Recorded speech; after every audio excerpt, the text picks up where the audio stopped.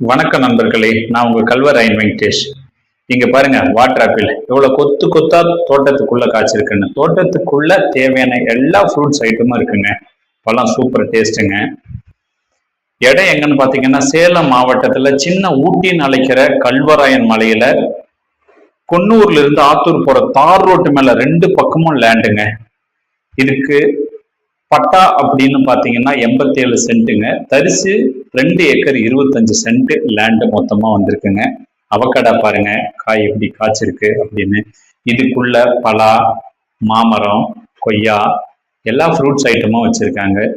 தோப்பு சூப்பரா நீட்டா மெயின்டைன் பண்ணியிருக்காங்க நண்பர்களே. காப்பி வருமானம் வந்துகிட்டு இருக்கு, மிளகு வருமானம் வந்துகிட்டு இருக்கு. போன வருஷம் 8 லட்சம் ரூபாய்க்கு வருமானம் வந்திருக்கு.